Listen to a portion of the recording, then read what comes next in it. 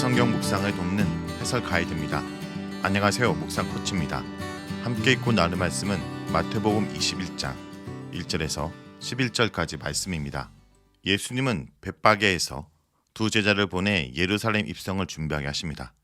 그리고 준비해온 나귀를 타고 예루살렘에 들어가심으로 구약 선지자들의 예언을 성취하십니다.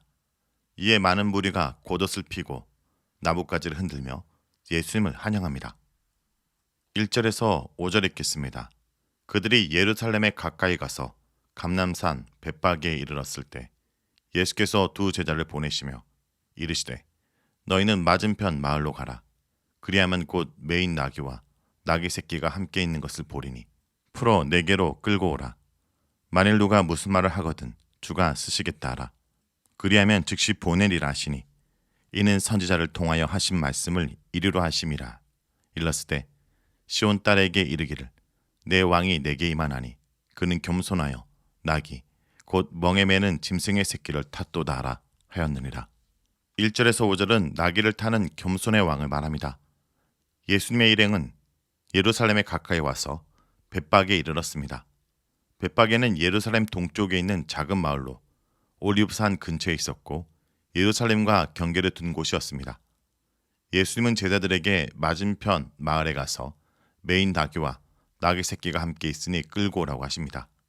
나귀를 끌고 올 때 누가 무슨 말을 하면 주께서 필요로 하신다고 하면 보내줄 것이라고 말씀하십니다.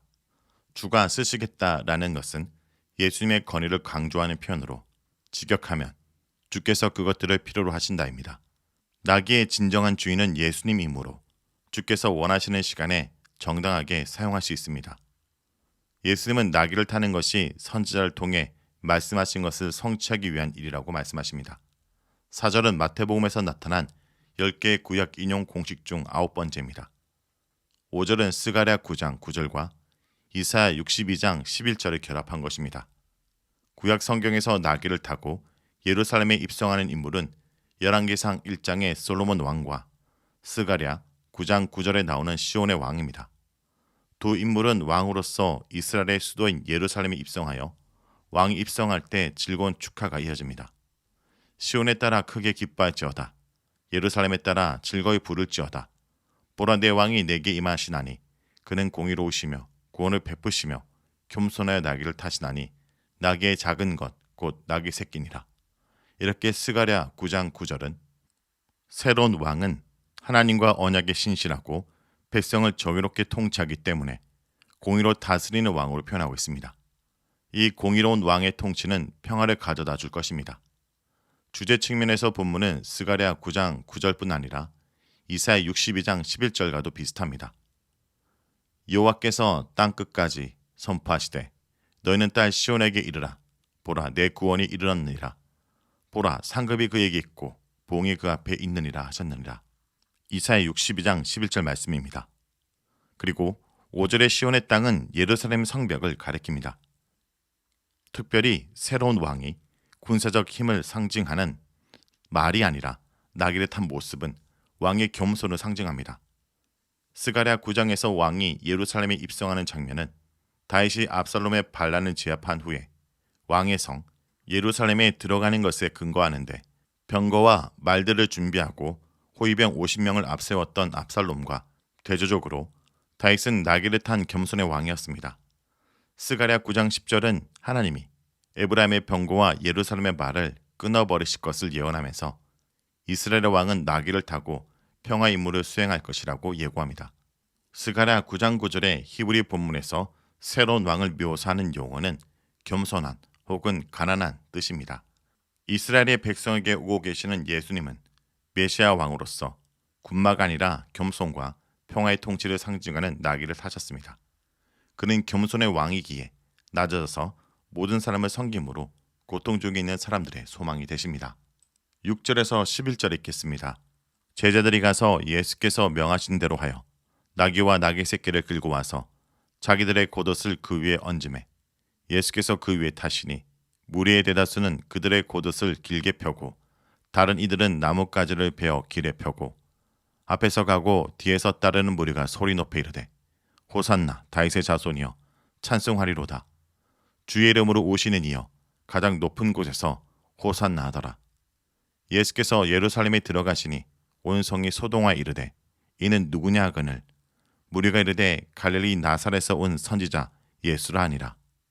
예수님의 지시대로 두 제자는 새끼 나귀를 끌고 와서 나귀들 위에 그들의 겉옷을 놓았습니다. 예수님은 두 마리 나귀 중에서 한 사람이 한 번도 타본 적이 없는 새끼 나귀를 타셨습니다. 어미 나귀는 예수님께서 타신 나귀가 새끼였고 사람이 타본 적이 없었으므로 새끼 옆에 있었을 것입니다. 이는 왕을 위해서 아무도 타지 못하도록 관리해 둔 나귀를 탔다는 것을 의미합니다. 나귀를 탄 예수님을 위해서 사람들은 자신들의 겉옷을 길에 펼쳤고 다른 사람들은 나뭇가지를 꺾어 길에 펼쳤습니다. 군중들이 자신의 겉옷과 나뭇가지를 펼치는 것은 왕이 행진할 때 하는 행동입니다. 이렇게 옷을 길바닥에 펼치는 것은 왕이나 높은 지위의 인물을 추앙하고 존중하는 행동입니다. 이는 군중이 예수님을 왕으로 추앙하고 있음을 의미합니다. 당연히 군중은 군사력으로 승리를 가져다 줄 왕을 기대했을 것입니다. 군중은 예수님을 향해 다윗의 아들과 호산나를 외칩니다. 이 내용은 시편 118편 25절에서 26절에서 온 것으로 이 시편은 예루살렘에 도착한 순례자들을 환영하는 부분에 해당합니다. 특히 순례자들이 모이는 큰 절기인 장막절, 유월절, 오순절, 수전절에 사용된 본물입니다. 호산나는 시편 118편 25절에서 구원의 주소서 혹은 도우소서를 의미하는 아람어 호샤나의 헬라어 음역입니다. 히브리어는 호시아나입니다. 호산나의 다윗의 아들에게 라는 것은 이제 구원의 주소서를 다윗의 아들에게 붙여서 그를 통해 하나님의 구원이 일어나기를 바라는 것이라 할 수 있습니다. 주의 이름으로 오시는 이는 시편 118편에서 왕을 암시하므로 군중은 예루살렘에 입성하시는 예수님을 왕으로 환영합니다. 군중이 예수님을 다윗의 아들로 부른 것은 왕적 메시아에 대한 군중의 기대를 반영합니다. 역설적으로 마태복음에서 다윗의 아들은 치유하는 종으로 묘사됩니다. 군중은 예수님을 향해 가장 높은 곳에서 호산나라고 외칩니다. 가장 높은 곳은 가장 높은 하늘, 즉 하나님이 천사들과 함께 계시는 하늘을 가리킵니다. 땅에서는 군중이 호산나를, 하늘에서는 천사들이 호산나를 외칩니다.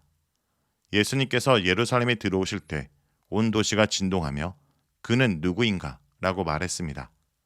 유대 지역은 로마의 직접 통치를 받았으므로 왕의 등장은 로마와의 충돌을 의미했기에 정치적 혼란을 예상할 수밖에 없었을 것입니다. 군중은 예수님에 대해서 나사렛에서 온 선지자 예수라고 말합니다. 선지자는 하나님의 권위로 기름 부음 받은 메신저이므로 선지자가 예루살렘에 등장했다 소식은 당연히 충격적일 수밖에 없습니다. 또한 북쪽 갈릴리 지역에서 온 선지자이므로 선지자의 등장은 로마 당국뿐 아니라 성전을 중심으로 권력을 행사했던 대제사장과 사내들인과 같은 지도부에는 위협이 되는 소식이었을 것입니다. 예수님은 왕이지만 왕의 도성 예루살렘에 지극히 겸손한 모습으로 들어가십니다. 군마나 백마가 아니라 짐짝을 싣고 나르는 나귀의 등에 앉아 가십니다. 이는 스가랴 9장 9절의 예언처럼 예수님의 겸손, 즉 낮아짐을 강조하는 모습입니다. 또한 예수님의 낮아진 모습은 고난받는 종을 떠올립니다. 낮아져 오는 메시아의 모습은 사실 백성들이 기대한 것이 아닙니다. 백성은 무력을 사용할 수 있는 군사적 왕을 기다렸습니다. 이 점에서 유대교의 메시아 기대 사상과 기독교의 메시아 사상은 근본적으로 다릅니다. 우리가 믿는 주께서 이렇게 겸손하심으로 어떤 상황에서도 그로 인해 위로와 힘을 얻을 수 있습니다. 예수님의 오심이 복음인 이유는 그가 믿는 제자들을 세상에 번영하게 해주기 때문이 아닙니다. 번영을 위한 기대는 당시 군중에 있었던 메시아 기대 사상입니다. 교회가 믿고 있는 예수님은 고난받는 종으로 죽기까지 낮아져 죄인들이 구원받을 길을 여셨습니다. 현재 우리의 형편이 어떠하든지 낮은 곳에 오신 예수님의 헌신 때문에 우리는 참으로 존귀한 자로 대접받습니다. 또한 낮아진 예수님께서 가져오신 하늘나라는 겸손한 사람들로 구성된 나라이며 다른 사람을 위해 낮아져 고난받을 수 있는 사람들의 나라여야 합니다. 자, 여기까지가 마태복음 21장 1절에서 11절까지 말씀입니다. 오늘 말씀을 통해 우리는 무엇을 묵상하고 적용해야 할까요? 예수님은 겸손과 평화의 왕이십니다. 예수님은 세련되고 화려한 준마가 아니라 초라하고 볼품없는 나귀 새끼를 타고 예루살렘에 입성하십니다. 이는 당시 유대인들이 기대했던 로마를 뒤엎고 이스라엘을 회복할 강력한 왕의 모습과는 거리가 멀었습니다.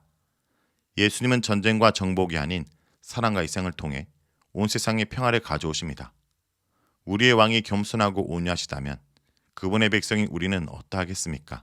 평화의 왕이신 예수님의 통치가 오늘 우리를 통해 이루어지고 있는지 돌아보기 원합니다.